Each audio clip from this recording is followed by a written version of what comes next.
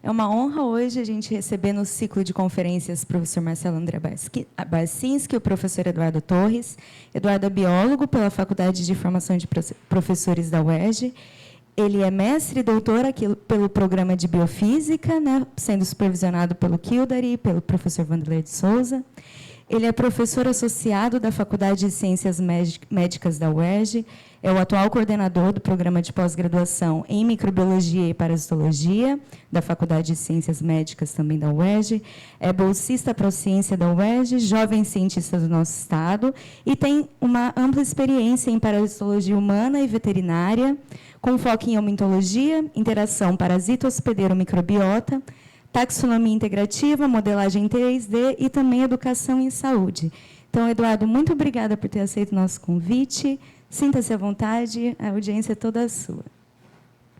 Eu que agradeço, Juliana, o convite. É sempre um prazer voltar aqui, ver meus professores, ver meus amigos, rever colegas de pós-graduação. Enfim, essa foi minha casa de formação na pós-graduação. E, então, enfim, é um orgulho, um prazer e uma honra poder ocupar esse espaço aqui e falar um pouquinho do que eu tenho feito aí nos últimos anos. Bom, como a Juliana falou, né, eu tenho algumas linhas de pesquisa, mas hoje, especificamente, eu vou tentar abordar essa interação, essa complexa interação euminto, focando um pouco mais em nematóides, que é o meu modelo, né, principal, mas eu vou tentar abordar um pouu mais esse complexo ambiente entre euminto, hospedeiro e microbiota, né? E eu vou falar de algumas microbiotas diferentes. E aí, enfim, ao longo da apresentação eu vou mostrar para vocês. Tem uma experiência no laboratório, o laboratório no qual eu estou agora, bem consolidada com o Schistosoma mansoni, mas nunca foi o modelo qual eu trabalhei, apesar de estar fazendo uma transição agora para abordar, né, um pouco o Schistosoma mansoni. Eu tenho uma aluna de doutorado agora trabalhando com estossomose, mas os resultados que eu vou mostrar hoje são principalmente com relação a nematóides, certo? Bom, quem são os nematóides, né? Primeiro, lembrar aí da parasitologia, são esses organismos metazoários, complexos, majoritariamente dioicos, né? Machos e fêmeas, apresentam dimorfismo sexual, a gente consegue diferenciá-los, e isso é o que a gente faz muito, né, com muita frequência na taxonomia. E, evolutivamente, o processo de adaptação à vida parasitária dialoga com as bactérias, né? Lembrar que esses nematóides de vida livre, eles se alimentam de bactérias no ambiente. Então, ele já vem, historicamente, dialogando, né, de maneira metabólica com essas bactérias que são encontradas no ambiente. Bom, o Sudhaus, que é essa referência que eu estou apresentando aqui para vocês, ele propõe, é um autor muito respeitado com relação a esse processo de evolução do parasitismo em eumintos, mais especificamente nematóides. Ele propõe que todo nematóide que evoluiu para a vida parasitária, hoje, né, dentro dos hospedeiros, ele passou por algumas etapas de processo evolutivo, né? Passando inicialmente por uma foresia, ou seja, eles eram carreados, né, carregados por hospedeiros, mas sem ter uma interdependência metabólica, que é um fator conceitual que caracteriza, né, o parasitismo. Depois, por carregar bactérias dentro dele, né, e se alimentavam de bactérias no ambiente sendo carreados, e possivelmente esses primeiros hospedeiros foram insetos, né, eles, carregando bactérias, eles acabavam sendo digeridos, soltavam essas bactérias, isso gerava uma certa patogenia a esses insetos. Isso começou a ter um processo de evolução do sistema imune de invertebrados, dos insetos, para tentar responder um pouco esse impacto que as bactérias causavam. E o que eles vão chamar de entomopatogenia. E isso talvez tenha sido o passo que precedeu o processo parasitário, né? A partir do momento em que ele conseguiu sobreviver esse impacto causado pelos nematóides e por essas bactérias carreadas, eles conseguiram enfrentar essa primeira interação, e daí o processo parasitário de interdependência metabólica entre nematóides e insetos talvez tenha dado o arrancar da relação parasito-hospedeiro que a gente hoje conhece com uma complexidade enorme. Bom, quando a gente fala de nematóides, não tem como a gente não falar de cutícula, né, que é a parede corporal, que é uma matriz formada por uma matriz extracelular que recobre todo o corpo desses nematóides. E essa cutícula ela vai entrar com um conjunto de outros fatores como um aspecto de pré-adaptação parasitária, né? Todo organismo que consegue se desenvolver bem na vida parasitária, ele evoluiu de um processo de vida livre e ele aproveita estruturas pré-existentes para, enfim, ter sucesso na vida parasitária. E a cutícula é uma característica fundamental. E esse processo, né, da formação da cutícula, da mesma forma que acontece com os artrópodes, né, ele impede o crescimento dos nematóides. Então, todo nematóide vai passar por mudas, né, por ecdise. E essas mudas, ela sempre acontece perdendo uma cutícula antiga e ganhando uma cutícula nova. E isso, no processo de adaptação parasita hospedeiro, vai ter um impacto importante. E um destaque, por curiosidade, né, essas estriações cuticulares, que são marcas, né, da cutícula, inclusive que ajuda a fazer diagnóstico, né, em biópsia, se realmente aquilo é uma larva de nematóide ou não, que está parasitando um tecido, elas são cicatrizes do processo de muda.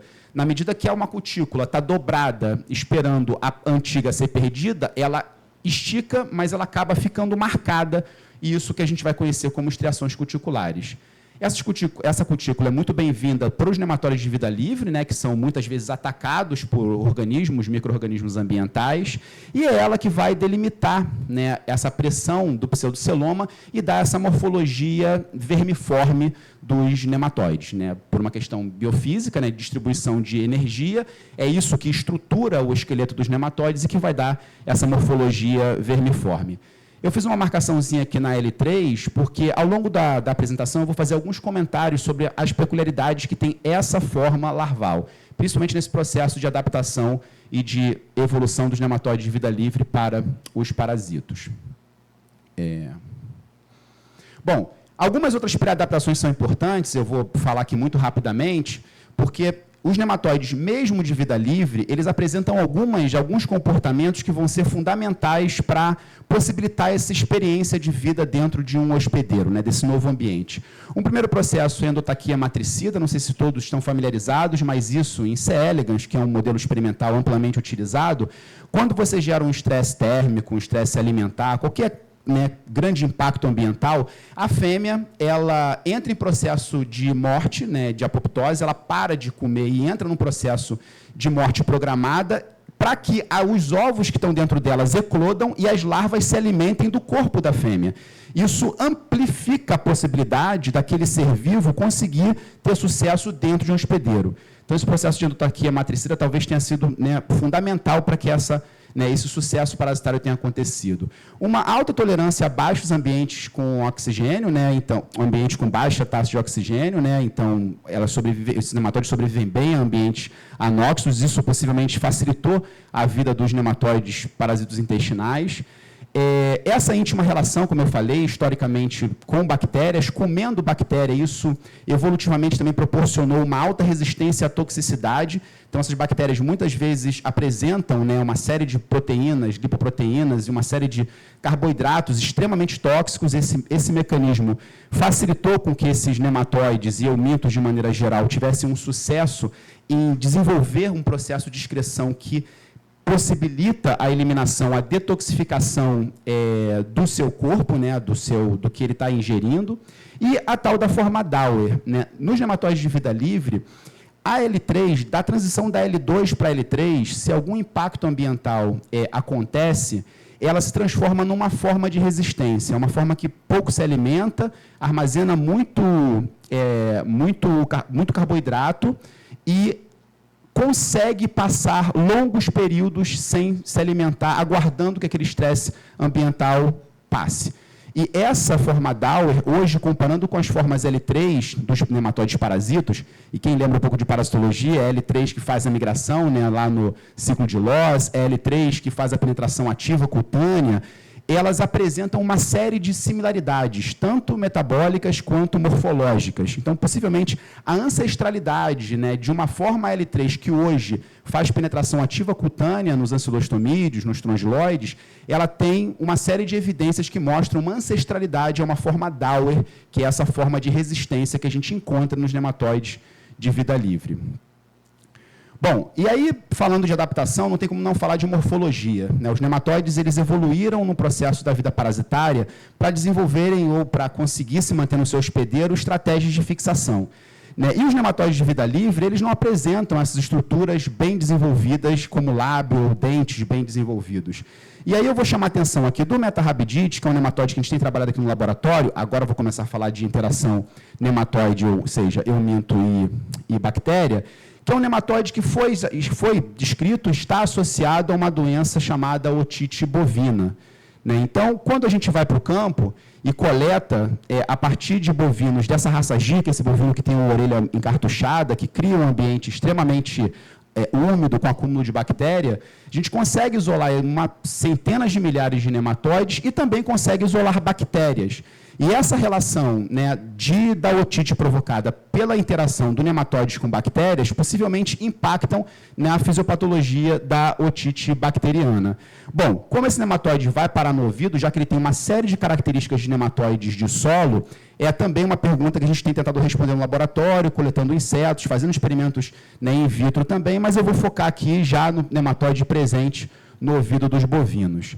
Bom, antes de falar também mais especificamente disso, a gente tinha um dilema taxonômico, porque a literatura falava que todos esses nematóides presentes no ouvido faziam parte da mesma espécie, que ele vai chamar de Metarrabditis blumi. Isso muito incomodava a gente, porque quando a gente partia para a taxonomia morfológica, a gente via uma diferença importante a partir dos critérios taxonômicos que pareciam ser espécies diferentes, não todas Metarrabditis blumi. E o Metarrabditis blumi, ele é uma espécie, né, que é mantida lá no C. elegans Center, né, C. elegans Genetics Center, porque ele foi isolado de solo. E aí, nosso incômodo é, se for a mesma espécie, por que tem uma variação morfológica tão grande? E aí, estudando a taxonomia integrativa, que é um braço do laboratório muito forte, fazendo também a biologia molecular, ainda com o DNA ribossomal, a gente precisa evoluir, o desafio ainda precisa evoluir para o DNA mitocondrial para conseguir diferenciar de maneira mais precisa, mas nós conseguimos, de todas as coletas feitas no Brasil, inclusive de artigos publicados como Metarrabditis blumi, a gente conseguiu, na filogenia, criar um clado completamente independente daqueles que são de nematóides Metarrabditis blumi, tanto coletados no CGC como outros nematóides coletados no solo. Isso nos deu uma certa segurança para abordar que a gente está trabalhando com nematóides diferentes, que possivelmente os nematóides hoje coletados do ouvido de bovinos são nematóides que já têm um processo de adaptação à vida parasitária diferente. Bom, e aí, trabalhando em taxonomia inicialmente, caracterizando a morfologia desses nematóides, muito nos chamou a atenção essa interação de bactérias grudadas na cutícula desses nematóides, né? Muitas bactérias, diferentes tipos de grupos bacterianos, inclusive com a experiência de alguns microbiologistas, sugerindo de que tinha características de formação de biofilme. Bom, isso a gente tinha que fazer novos experimentos, mas isso tudo nos chamou bastante atenção. Como eu falei, caracterizando não só a presença dos nematóides, como também a microbiota isolada desses bovinos, tanto infectados quanto não infectados, o que está mostrando aqui em background mais cinza e mais claro, são de fazendas diferentes, independente da localidade de onde nós coletamos, a presença do verme no ouvido do bovino mudava a microbiota presente no canal auricular. E mudava, inclusive, indicando um número maior de bactérias potencialmente patogênicas. Ou seja, fizemos os testes de antibiograma, né, nesses grupos bacterianos, e nos chamou a atenção de que nos parasitos, nas bactérias isoladas, agora o background significa parasitado e não parasitado, nas bactérias isoladas de euminto, de bovinos parasitados, a resistência aos principais antibióticos era muito grande. E isso chama atenção porque acaba que a antibioticoterapia corriqueira usada nas fazendas não estavam dando conta desses micro-organismos. E o que nos chamou a atenção, inclusive de mesmas espécies em cepas diferentes, quando presente em organismos parasitários, ela apresentou resistência, enquanto aquela mesma espécie isolada de organismo não parasitado não apresentou. Bom, para ver se realmente aquilo que estava acontecendo dos nematóides sendo recoberto por essas bactérias era de fato biofilme, a gente realizou alguns experimentos no laboratório e muito nos chamou a atenção porque, majoritariamente, as bactérias isoladas do ouvido desses bovinos, elas criavam, ou elas tinham uma capacidade melhor de formar um biofilme, seja um biofilme moderado ou um biofilme mais robusto. Em contrapartida, nas bactérias isoladas dos bovinos controle, dos bovinos não infectados, elas não tinham essa habilidade de formação de biofilme, o que também mostra uma relação de possível aumento de patogenicidade pelo fato do nematóide estar presente no ouvido do bovino. Bom, isolando esses nematóides no campo, levando eles para o laboratório, a gente conseguiu, isso foi muito interessante, a gente conseguiu manter um ciclo de vida in vitro no laboratório, muito parecido como a gente mantém com C. elegans. Então, hoje no laboratório, a gente tem a manutenção do metarrabidite a 37 graus Celsius, ele está muito melhor a 37 graus Celsius, aí já viu uma evidência importante de adaptação parasitária, que é a temperatura, né, do mamífero, e fecha o ciclo, inclusive, em um tempo mais curto do que o C. elegans. E a gente conseguiu manter eles, né, vivos por até 2 semanas.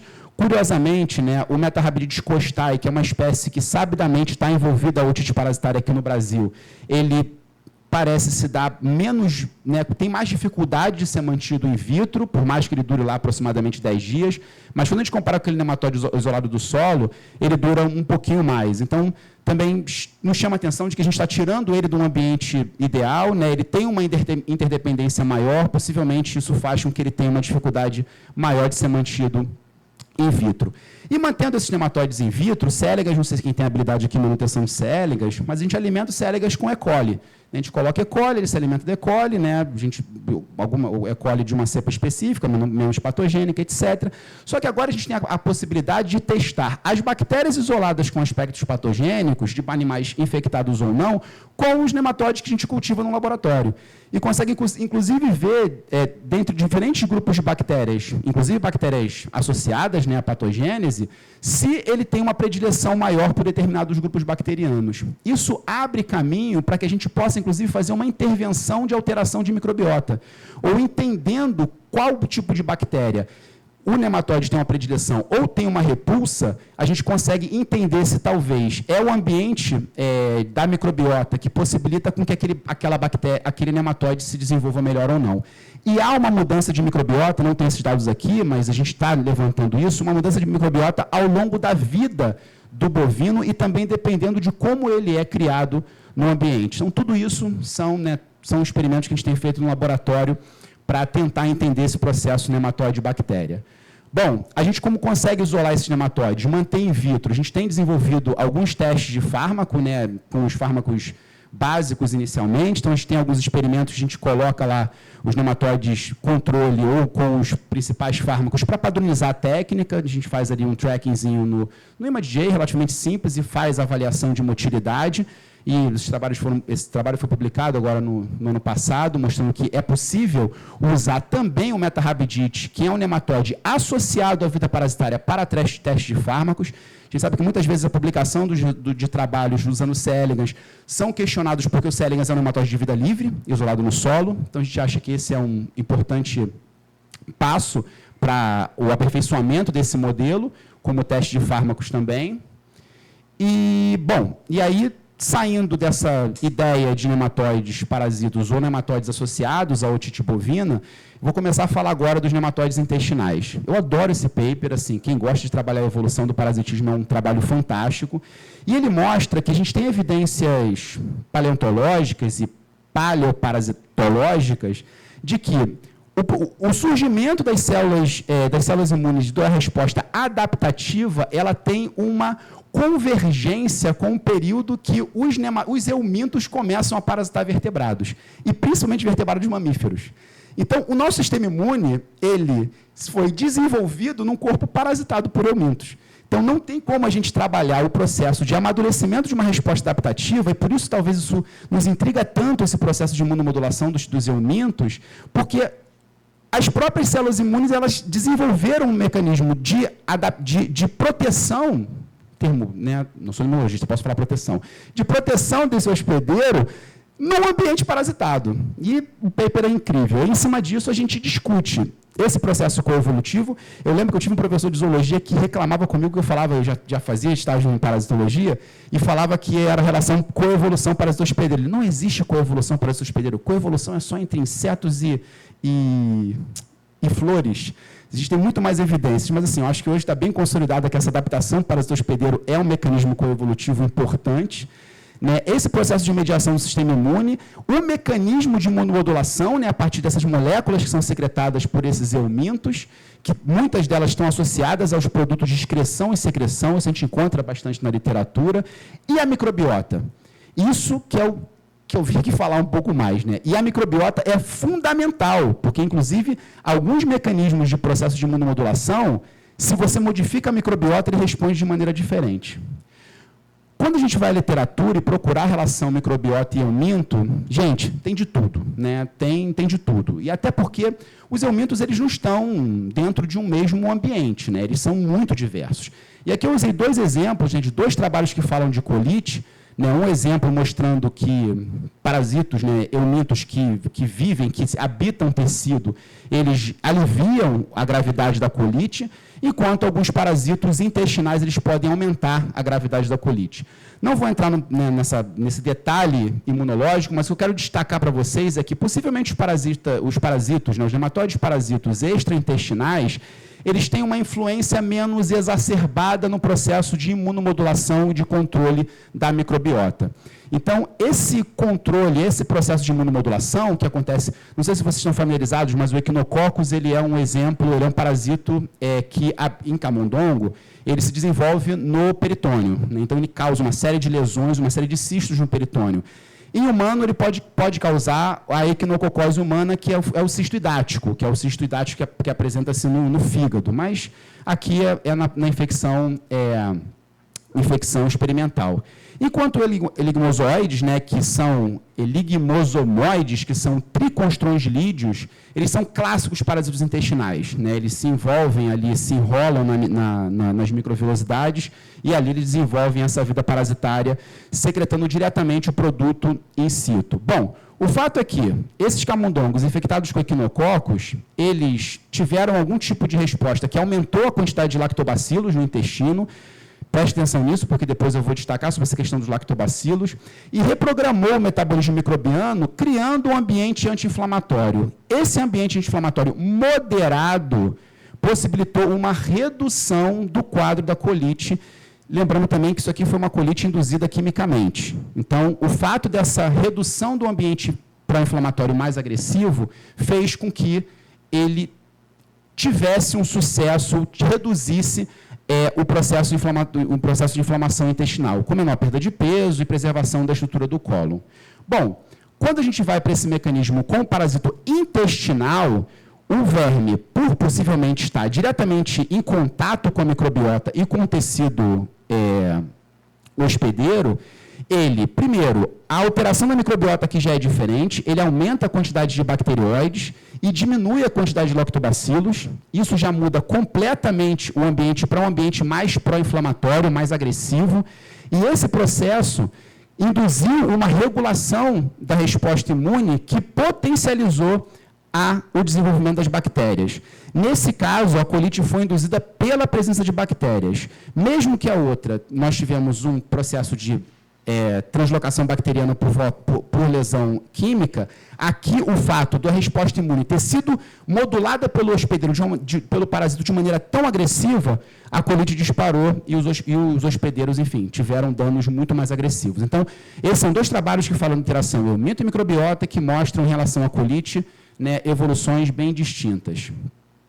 Bom, e aí estou trazendo mais alguns fatores importantes, porque quando a gente fala em aumento em microbiota, muitas coisas são apresentadas, né? Muitos mecanismos de interação são super complexos, podem ser elaborados. Vou destacar alguns aqui, mas um que eu quero destacar, que tem sido pouco estudado, e a gente no laboratório tem debruçado pouco, mas é interessante, é que o fato da microbiota hospedeira dialogar com a microbiota do invertebrado.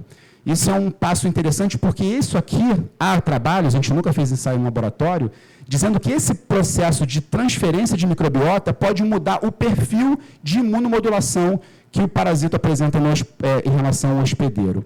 E outro fato que eu quero destacar aqui também é que a relação parasito-hospedeiro, por eumintos que interagem com o epitélio, promove muitas das vezes a translocação bacteriana. Então, não é só a modificação da microbiota na luz intestinal, é o fato de você poder lesionar e possibilitar a translocação bacteriana. Bom, Como que isso está acontecendo na população, principalmente na população mais exposta a infecções, né, e reinfecções constantes, que é a população pobre do país, que muitas vezes não tem acesso ao diagnóstico precoce, ao detalhamento do que está acontecendo, a gente tem uma série de evidências de que a presença dos eumintos, a alteração da microbiota e a alteração da resposta imune por imunomodulação pode potencializar uma série de manifestações clínicas de outras doenças, infecciosas e não infecciosas. Inclusive, destacando esse processo de imunomodulação à população que é mais suscetível, que são as crianças, né, muito jovens, que têm ainda um processo de amadurecimento da resposta imune, quanto os idosos que já entram numa fase de redução de resposta eficiente, de resposta imune eficiente. E são populações que, às vezes, né, estão mais expostas à infecção por eumintos. Bom, voltando àquele slide que eu falei sobre o nematóide, né, a adaptação das estruturas de cápsula bucal, agora eu vou falar, e falei de um nematóide primeiro que não promove grandes lesões, ele não abocanha, ele não perfura, bom, até que se prove o contrário, né, na otite bovina. Vou falar agora rapidamente desses nematóides que precisam abocanhar o epitélio intestinal para sobreviver. Bom, aqui está um ancilostomídeo, não sei se é familiar para vocês, mas ele promove uma lesão bem considerável, isso cria um sangramento, é o clássico eumento que promove o quadro anêmico. Mas o modelo que a gente tem no laboratório, que eu vou falar mais especificamente daqui para frente, é o tricuris. Bom, não sei se todo mundo conhece, mas o tricuris ele tem uma morfologia bem peculiar, ele tem uma parte anterior bem afilada e uma parte posterior mais espessa. Ele tem impacto, tem várias espécies de impacto médico e veterinário, né? A espécie que causa impacto médico é o tricuris triquiura. E a gente tem algumas questões, né? Algumas pessoas podem evoluir para um quadro assintomático, mas aquelas que evoluem para uma sintomatologia apresentam quadros que são incômodos, como a conhecida como síndrome da disenteria provocada por tricuris. O processo, lembrando, o tricuris ele é um parasito de região inicial do intestino grosso. Se ele promover um inchaço intestinal tão agressivo, pode gerar o prolapso retal. Felizmente, hoje no hospital a gente tem vendo cada vez com menos frequência isso, felizmente. Mas ainda existe relato na literatura. E esses impactos intestinais, eles às vezes persistem. A pessoa toma medicação, elimina o parasito, faz teste de controle de cura e continua com um quadro de hipersensibilidade intestinal, que muitas vezes arrasta pela vida toda, né? Então, o quanto que esse parasito promove um desequilíbrio de microbiota e um processo de lesão de mucosa pode trazer consequências e, obviamente, é uma doença negligenciada, está espalhada aí nos países em desenvolvimento. Bom, é um geominto, né? Aqui tem uma colonoscopia mostrando o verme, para você ter uma noção de dimensão. Ele fixado, repara que o médico aqui joga uma solução fisiológica, ele continua com a parte anterior fixado no epitélio. Essas marcações vermelhas são erupções que geram também sangramento. Tem na literatura mais recente falando que tricuríase pode estar associada à anemia, a quadros anêmicos, principalmente em pessoas em situações de maior vulnerabilidade. Então, e aqui o corte histológico mostrando, né, essa parte anterior fixada, né, serpenteando o epitélio, e a parte posterior na luz intestinal. É um ciclo direto, não faz ciclo de Loss. O que significa isso? Ele não passeia pelo fígado, pelo pulmão, ele eclode no intestino delgado, perfura já pelo intestino grosso, e ali ele vai se manter até o desenvolvimento da forma adulta. E eu acho importante fazer essa reflexão que dados recentes têm mostrado tricuris triquiura em humanos, em primatas não humanos. Então, será que a tricuríase também pode ser uma zoonose? Falando de Brasil, característica de Brasil, que a gente tem uma diversidade de primatas enormes, isso, inclusive, pode explicar a resistência, o aparecimento de alguns bolsões, onde você tem um potencial muito maior da presença de tricuríase em relação a outros ambientes. Bom, só para refletir, importante porque são dados relativamente recentes. E o tricuris, ele interage com o hospedeiro, interage com a microbiota desde o momento que o ovo é ingerido. Bom, eu passei muito rapidamente, falei que é uma geomintíase, mas é importante isso porque o tricuris ele não possibilita a autoinfecção externa, ou seja, o indivíduo precisa defecar, aquele ambiente tem que ser contaminado, o solo tem que ser contaminado com fezes humanas, o ovo ali vai ter uma larva L1 se desenvolvendo dentro dele, para aí então ter a possibilidade de infectar outro indivíduo. E mais, ele tem uma exigência, ele quando chega no intestino, ele demanda da interação de algumas bactérias presentes na microbiota para fragilizar os plugs polares, que são essas estruturas de proteínas mais frouxas que tem nos polos, para que a bactéria, para que o nematóide ecloda. Então, esse trabalho foi publicado na Science, se não me engano, em 2010 ou 2009, mostrando, né, o grupo de bacteriano específico, né, a associação de fibra do tipo 1 ali no plug polar, e agora tem uma série de novos trabalhos fazendo ensaios com diferentes tipos de bactérias e mostrando o potencial de eclodir ou não. Ou seja, a presença de determinadas bactérias na microbiota do hospedeiro é fundamental para que o parasito tenha sucesso. Ou seja, o diálogo, né, da relação tricúris e microbiota é desde a sua origem. Bom, no laboratório a gente mantém o ciclo... A gente mantém um ciclo experimental, fazendo uma série de experimentos, né? Vou mostrar alguns resultados que a gente tem feito, né? Mas não tão recente, mas mais recentemente, a gente conseguiu mostrar que só pelo fato do hospedeiro estar infectado, na tricuríase experimental, está em camundongo, está infectado, a gente tem o aumento da diversidade bacteriana. Isso eu lembro quando a gente publicou esse trabalho, foi meio questionado, porque alguns trabalhos com outros eumintos, ou se eu não me engano, com tricúris muris também, mas em outro modelo experimental mostrava o oposto, e aí a gente teve que argumentar, enfim, que os modelos modificam completamente a microbiota, né? A diferença de modelos que você trabalha, e daquela mesma bactéria que a gente encontrava no controle e no infectado, aumenta também a densidade bacteriana, aqui focando em bactérias patogênicas, tá? Enterobactérias principalmente.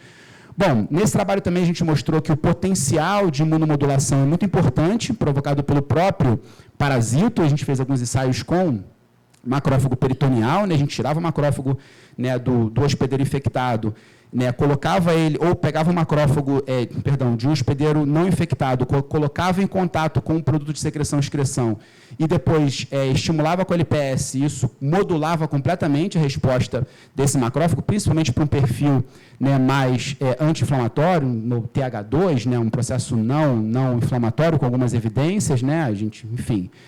E isso tudo tenta nos dar algumas evidências de como que o parasito consegue se manter no intestino, que, nesse paper nós mostramos, pelo fato do parasito se ancorar no epitélio, como eu mostrei anteriormente, a translocação bacteriana ela é extremamente intensa. Então, o verme, ele se ancora, ele penetra no epitélio e você tem translocação bacteriana. Esse quadro inflamatório, ele tende a ser mais agressivo, entretanto, o que freia um pouco esse processo para não entrar num quadro de inflamação mais agudo, é pelo processo de imunomodulação do hospedeiro. Bom, hoje a gente sabe que o nematóide, né, em L1 é o primeiro a provocar já as lesões epiteliais, né, então em fase L1 ele já eclode do ovo e promove as primeiras lesões. Então, possivelmente, esse processo de translocação ele já acontece bem no início, né?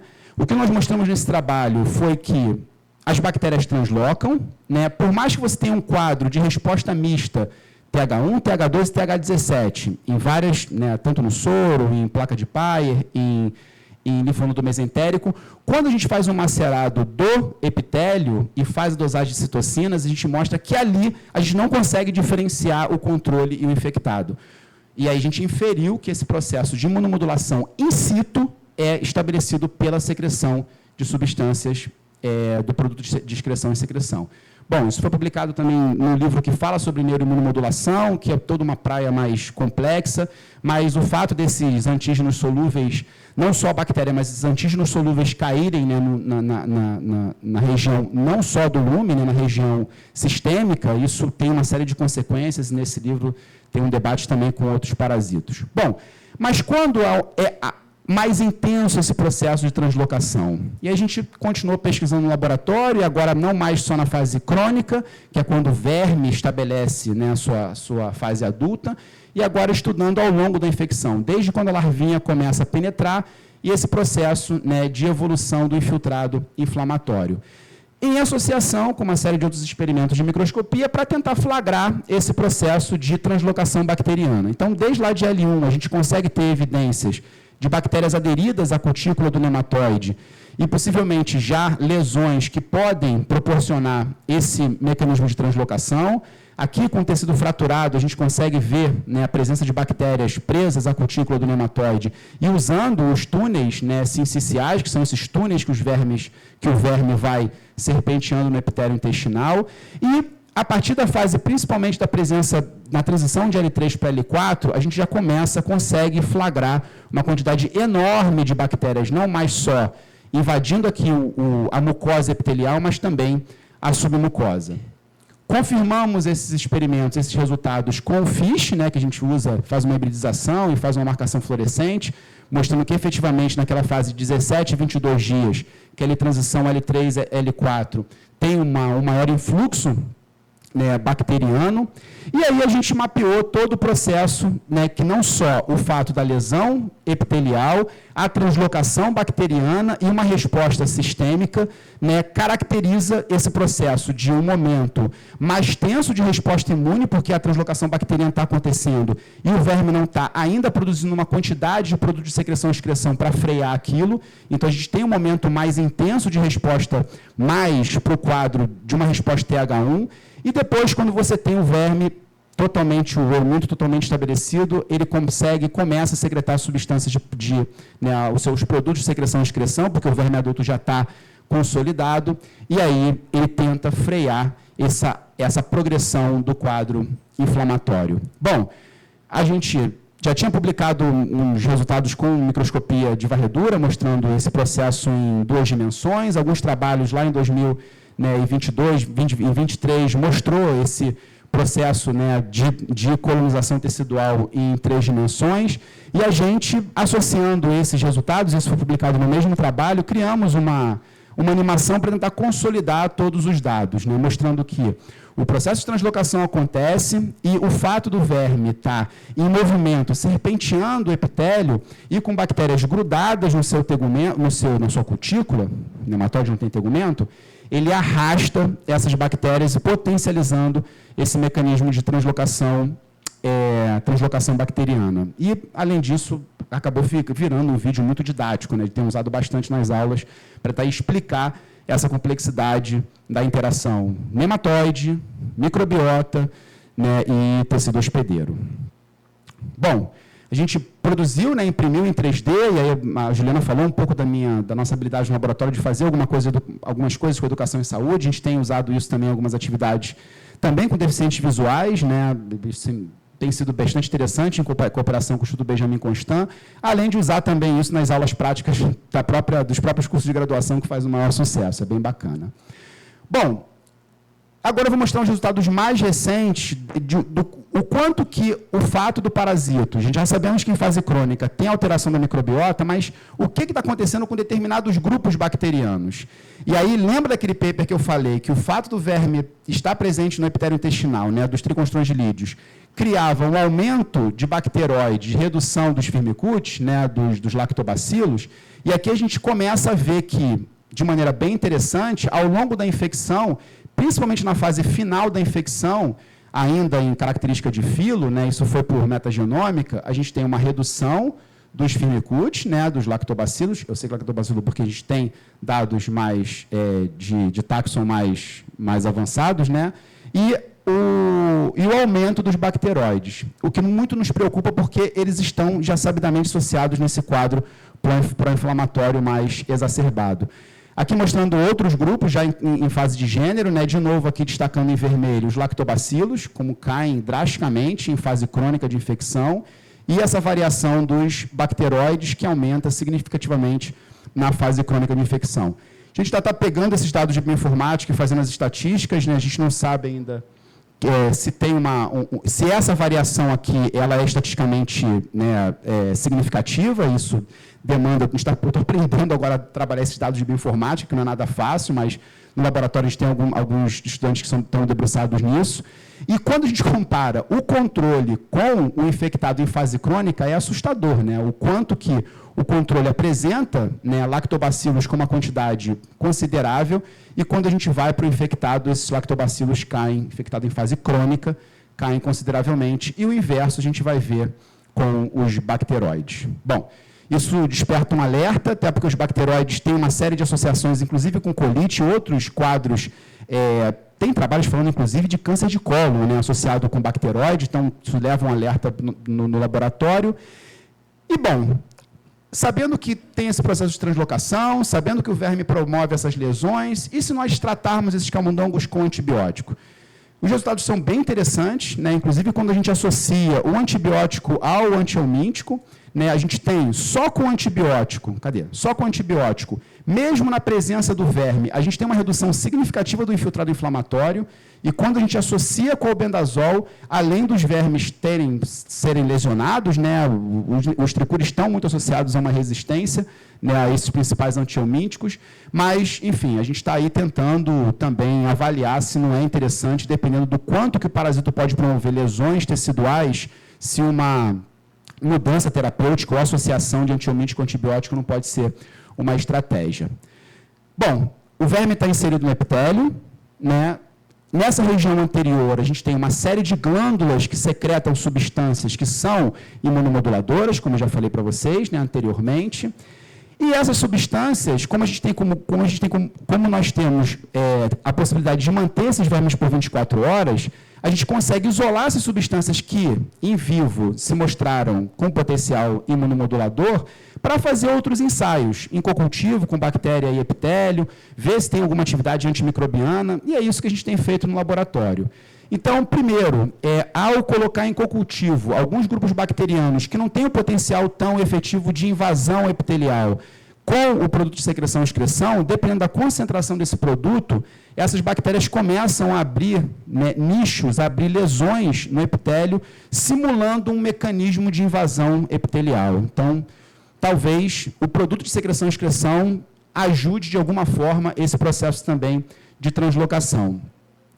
E para olhar se o fato de nós tratarmos o camundongo com antibiótico, isso tem algum impacto na biologia do parasito, vendo, né, em relação à taxa de oviposição e à sobrevida in vitro, não vimos nenhum grande impacto, mas quando a gente vai avaliar a proteômica desse produto secretado, a gente observou que quando você tem a microbiota alterada, modifica completamente o perfil do que esse verme está colocando para fora de proteína.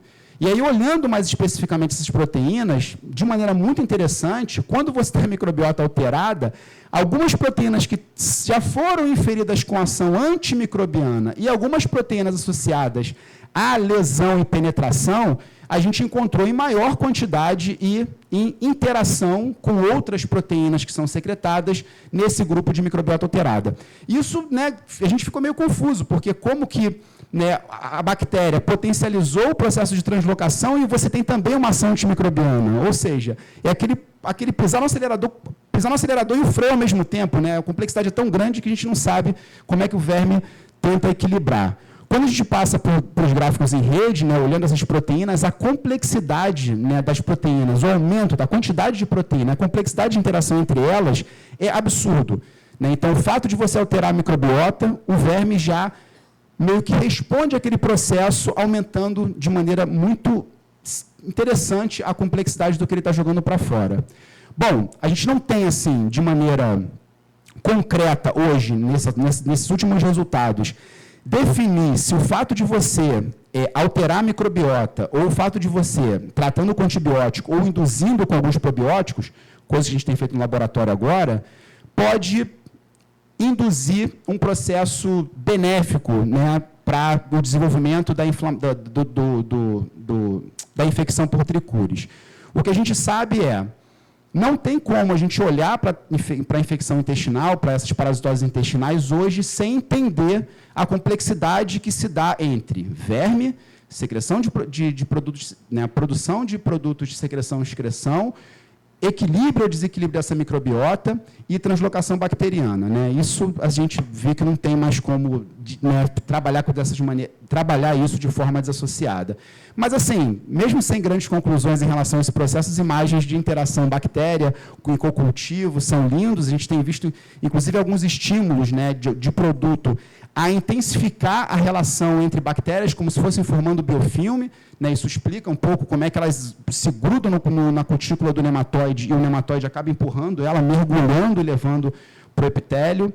E, bom, queria agradecer mais uma vez o convite, né? Enfim, agradecer aos que fizeram parte da minha trajetória científica aqui na Biofísica. A Reinalda foi minha orientadora de mestrado e parte do doutorado, né? Quem finalizou a minha orientação de doutorado foi o professor Vanderlei e o professor Kildare. Então, assim, toda a minha trajetória científica tem muita responsabilidade da minha formação aqui.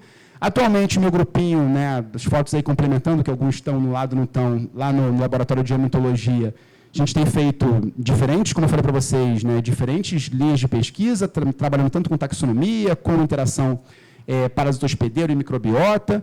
Agora, começando a fazer alguma coisa com Schistosoma mansoni. Bom, ainda mantém uma colaboração importante com Saúde 3D, onde a gente faz as impressões 3D lá na UERJ. A unidade origenital também, lá na UERJ, onde a gente tem acesso aos equipamentos de microscopia.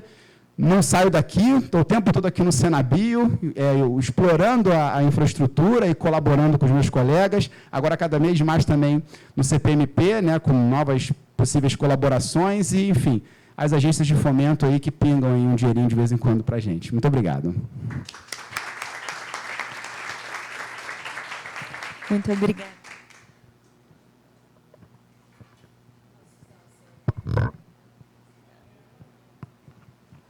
Muito obrigada, Eduardo. Questões? Angústias? Eduardo, muito legal. Eu não sou da área, então eu vou te fazer justo uma pergunta que você remeteu à minha área. Você botou lá um livro de neuroimunoparasitologia, né, se não me engano. Como é que você vê essa questão? Como é que tem essa interação com o sistema nervoso? Deve ser sistema nervoso autônomo, né? Bom, existe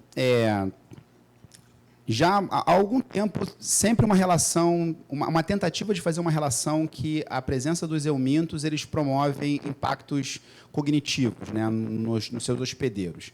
É muito difícil a gente conseguir isolar, né, aquele hospedeiro humano de um quadro de muitos outros danos sociais para poder fazer uma inferência direto ao hospedeiro, mas em resultados de infecção experimental, né, o que tem se inferido de maneira mais segura ou um pouco mais com mais evidências é que só pelo fato dele promover esse processo de translocação bacteriana de antígenos solúveis e isso poder ser detectado na corrente sanguínea, muitos desses antígenos eles passam pela barreira hematoencefálica e eles podem ter uma interferência, né, no desenvolvimento neuronal, no processo de sinapse, interação de determinados neurônios. E quando isso acontece em fase de desenvolvimento infantil, isso ainda pode ser mais agressivo. A gente, né, eu tenho uma aluna que terminou o doutorado comigo, agora ela está fazendo o pós-doc dela, e ela sempre se encantou por essa questão do comportamento, né? Eu nunca tive perna para fazer isso também. E agora ela está querendo aplicar a relação da infecção da tricuríase, as alterações encefálicas, né, com alguns marcadores, e vendo também o impacto no comportamento do camundongo, para tentar fazer algumas inferências mais específicas com impacto no sistema nervoso.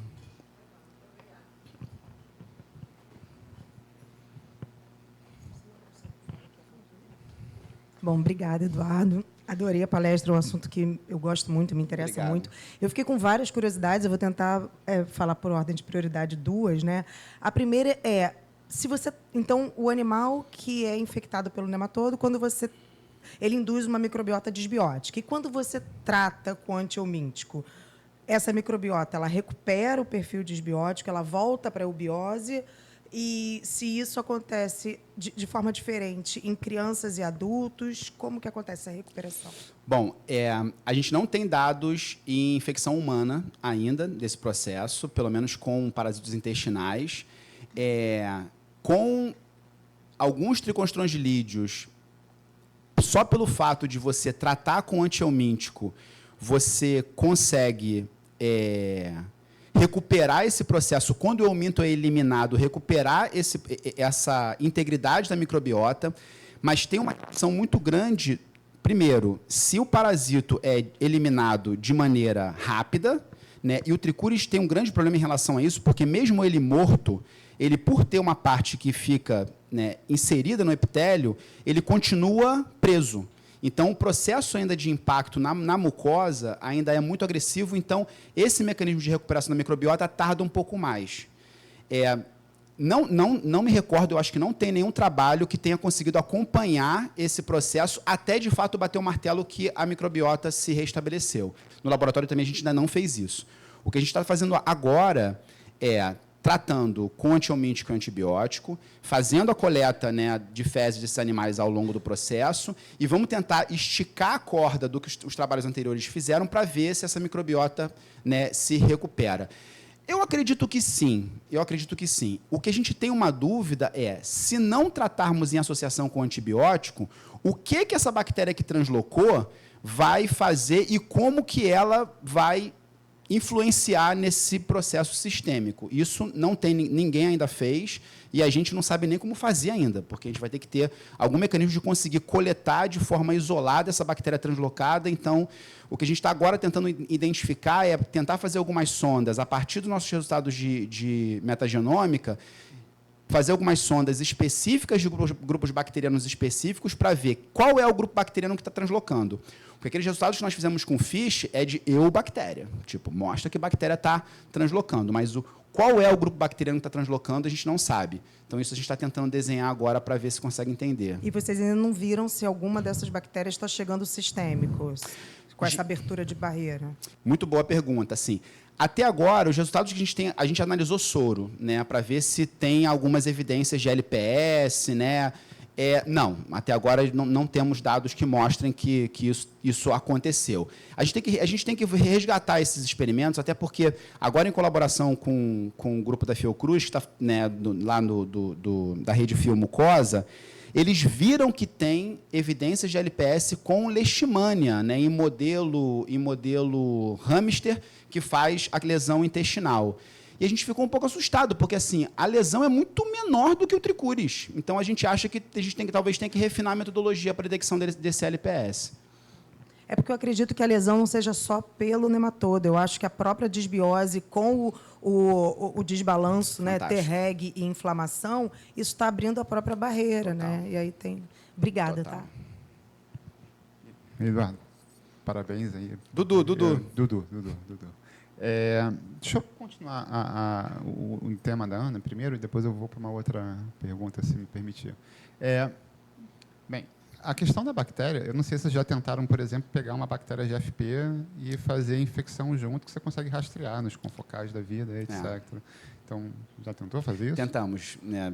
Enfim, não conseguimos não e depois deu algum, não funcionou. Mas a minha pergunta em relação a esse modelo, o modelo murino, eu não sei se em algum momento, também não necessariamente é do seu interesse, mas fiquei com a curiosidade, se você faz a infecção num camundongo jovem, de repente estabelece uma infecção crônica e vai olhar o impacto disso em termos de disbiose, em termos de permeabilidade da barreira intestinal, lá no final da vida, vocês já viram alguma coisa? Já tentaram trabalhar com camundongo jovem, camundongo velho, e ver o que acontece com esse bichinho?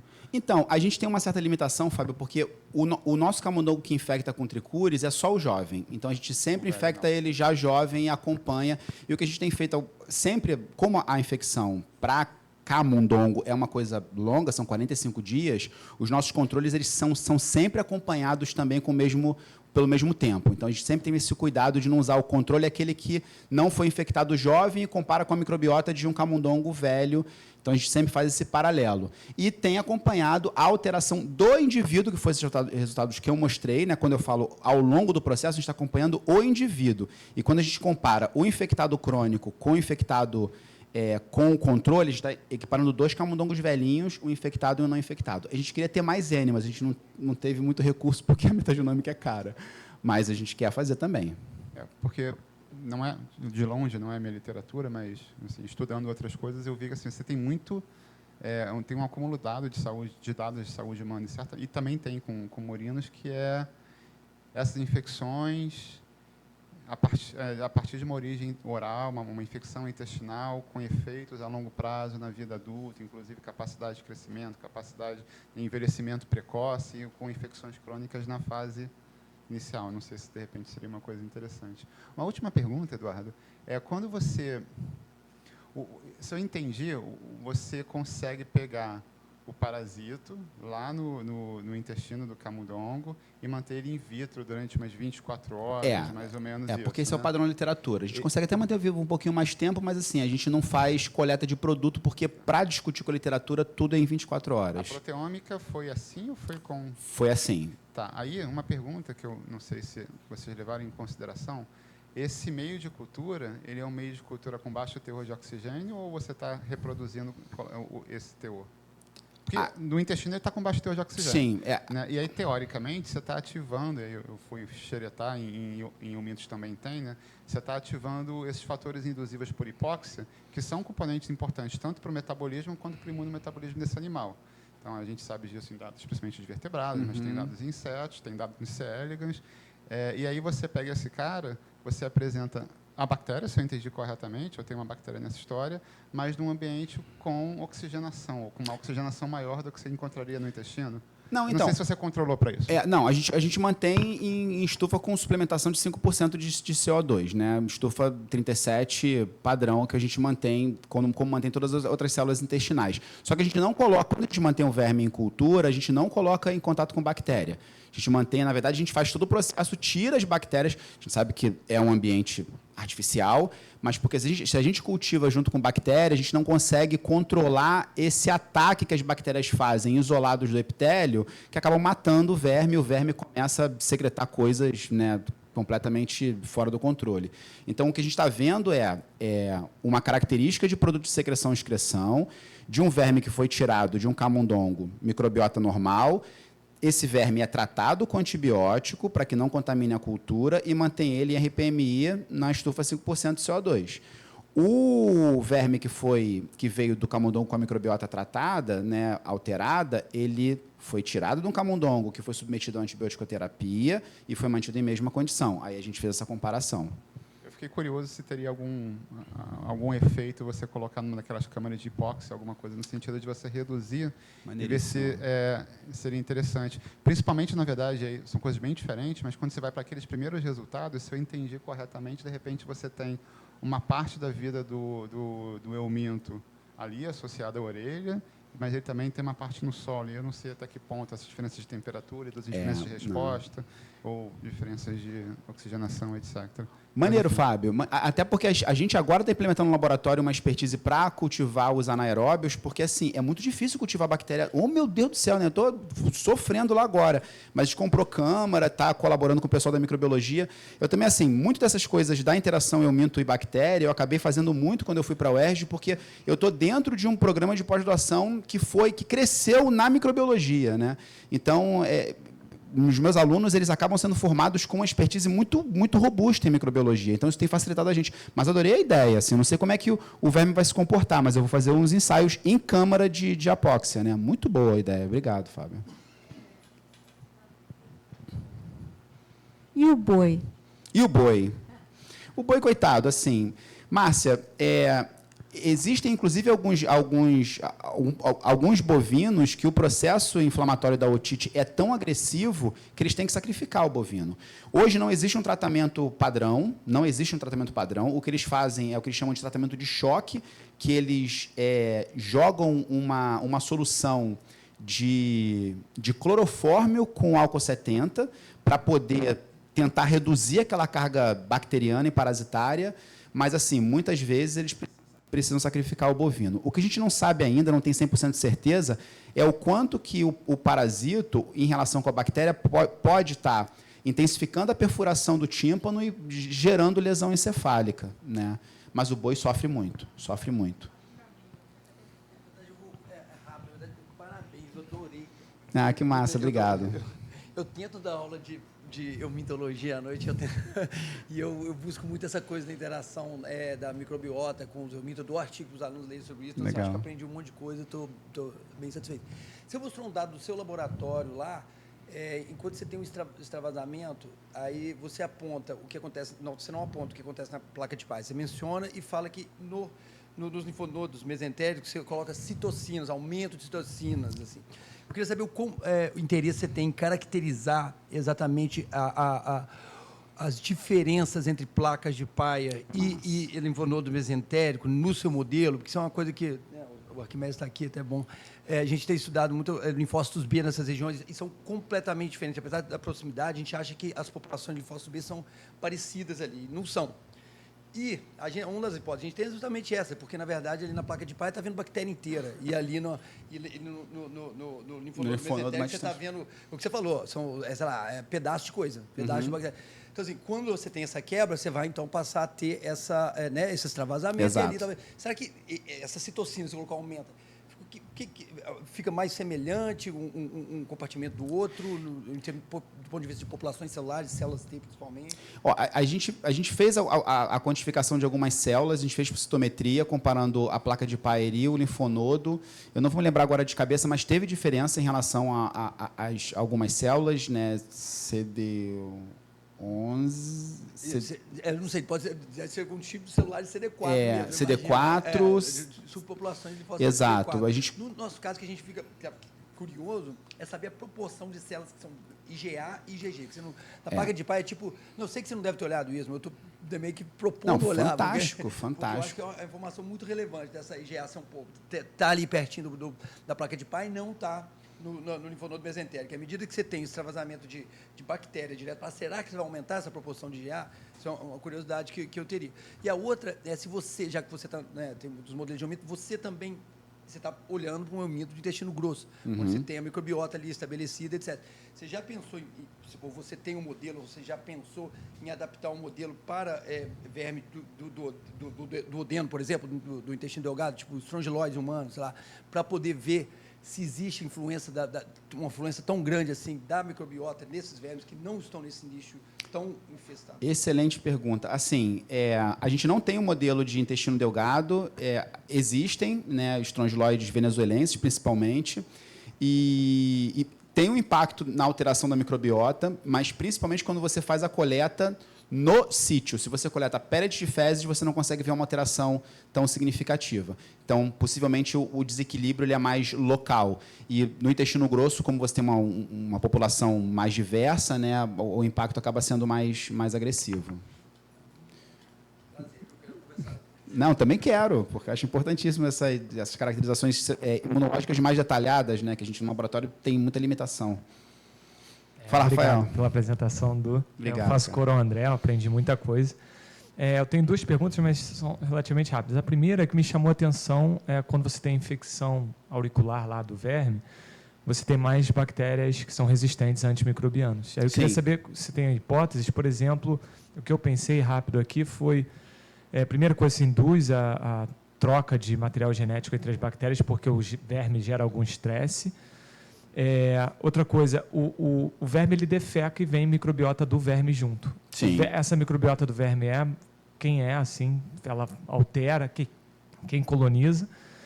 E a outra, agora eu esqueci. Mas, enfim, o que você acha disso? Essa é a primeira pergunta. Cara, sobre o... Desculpa, a outra é a formação de biofilme que gera resistente a antimicrobiano, isso você já viu. E você acha que isso é uma coisa importante? Então, a gente focou na questão do biofilme, que foi o que a gente conseguiu aferir. A gente tentou identificar alguns fatores de virulência, né, com alguns marcadores moleculares, mas não conseguimos identificar nada que sustentasse uma alteração naquele grupo bacteriano. Uma hipótese é essa questão de que você prolifera, aumenta a troca de material genético e, sem dúvida, isso vai potencializar. A outra coisa, assim, a gente não sabe se o verme, né, por estar vindo do solo, isso é uma evidência para, no caso da metarrabidite, né, que é da otite, né, bovina, essa vinda dele do solo, o próprio verme pode estar carreando bactérias que antes não estavam presentes no ouvido do bovino não infectado. E isso pode estar sendo o gargalo ali do aumento da patogenicidade. E pode ter um aspecto muito grande em relação à salubridade ambiental. Né? Em que condição aquele bovino é criado, em que condição aquele ambiente onde ele é criado tem um certo manejo para que não tenha uma quantidade de fezes bovinas muito grande ou quantidade de fezes de outros animais. Então, tudo isso pode ser que influencie, mas, assim, a gente não fez também a microbiota do euminto. Isso a gente não fez ainda. É uma ideia, né? O que tem de relato na literatura é que a microbiota do euminto ela é muito alterada pela própria microbiota do hospedeiro. Isso sim, está dado, mas no nosso especificamente modelo a gente não fez esse teste. Então, desculpa. Então, essas resistências são associadas a plasmídios que foram transferidos para as bactérias. Vocês não sabem isso? Não sabemos, mas é porque possível. se for, aí provavelmente é alguma coisa que ele altera, né, essa troca de plasmídios entre as bactérias e não relacionado só ao biofilme. A resistência é relacionada só ao biofilme, né? Tem uma resistência molecular. Sim. E a outra parte, eu não sei se eu entendi mesmo, se passou em branco, mas pelo que eu vi assim da apresentação rápida, os eumintos que são mais associados a infecções no intestino, que ficam lá, eles regulam mais células T regulatórias, não é isso? E eles pioram a colite. E aí, por causa da translocação de bactéria que eles fazem ou não? Ou porque eles desbalançam o equilíbrio entre H17 no intestino, é isso? Exato. E aí não tem uma resposta eficiente para a proliferação daquele grupo bacteriano que vai intensificar a colite, porque ele freia essa resposta antibacteriana, né, que seria... Certo? E aí você desbalança tudo e aí... Obrigado. Na colite induzida pela bactéria. Obrigado. Mais alguma questão? Eduardo, eu talvez tenha perdido essa informação, mas o produto de secreção e excreção, ele por si só tem atividade antimicrobiana?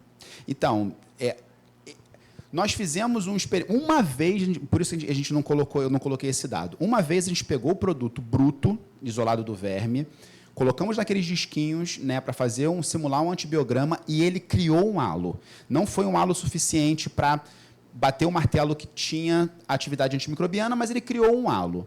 Aí tem lá aquela coisa de você quantificar o tamanho do halo, etc. Mas a gente repetiu esse experimento e a gente não viu novamente.